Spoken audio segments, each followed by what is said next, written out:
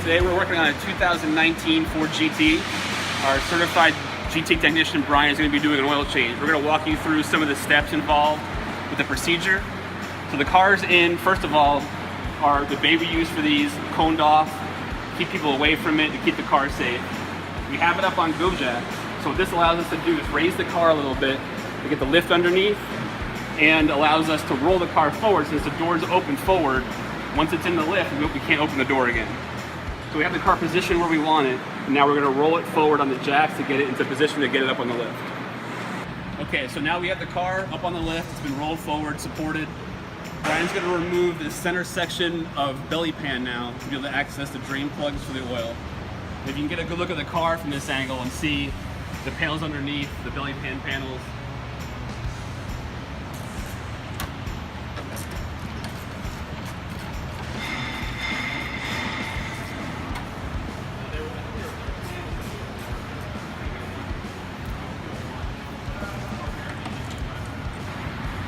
Okay, we have the center belly pan removed now.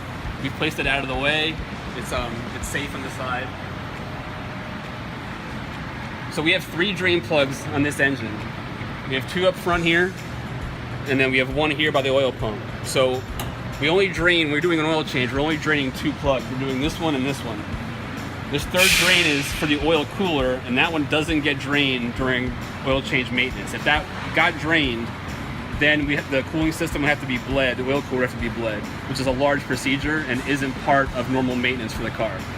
So we're just going to be draining out, which this is going to empty the tank, the reservoir tank with oil. This will empty the pan, and that's the normal procedure for an oil change.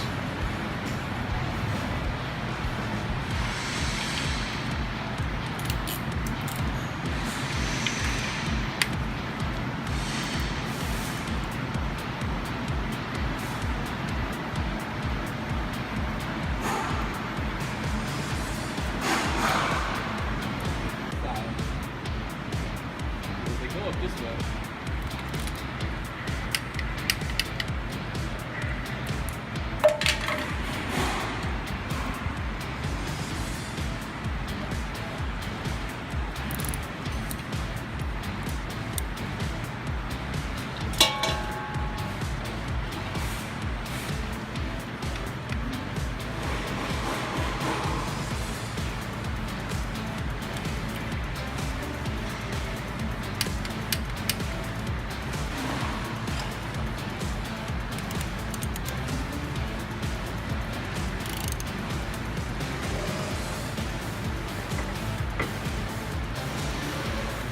Okay, Brian's just reinstalled the 2 drain plugs, retorqued them. It's 18 foot-pounds on the drain plugs.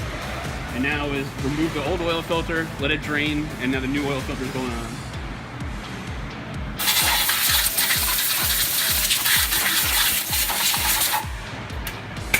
Okay, so we've pre-filled the oil filter. We put a little bit of oil in the filter and fill it before we put it on.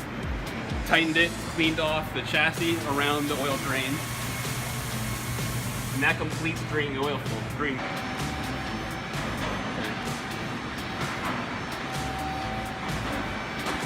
Okay, we've lowered the car now, oil is drained out, and now Brian's going to fill the tank reservoir with oil.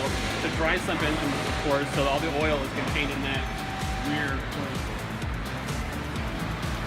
place. Okay, and we're going to be using Ford's Castrol Edge Supercar oil.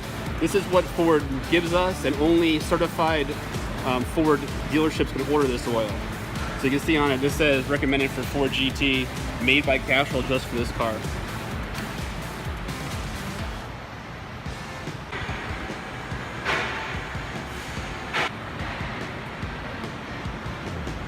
Okay, we filled the oil. Car's running now. So now we're back underneath, making sure nothing's leaking. The drain plugs aren't leaking. We don't see anything else leaking while the car's running since we have that panel. Okay, Brian's now reinstalling the center belly pan. He's using a hand driver, you see, because with carbon fiber it's delicate. We want to make sure we also install these bolts all evenly, that we do it by hand. I wouldn't recommend using a screwdriver gun or an electric gun to put these back in. They also are different lengths depending on the position of the belly pan, so you have to make sure you remember which bolt goes in which location, and then they all get torqued to 97 inch-pounds. Okay, so now The car's been lowered back down onto the go jack, rolled back, and now it's back on the wheels. We're gonna check the oil level now, and we'll add a little bit more oil if we need to, and we're gonna be finished. We're gonna look everything over, make sure everything's clean, nothing's leaking.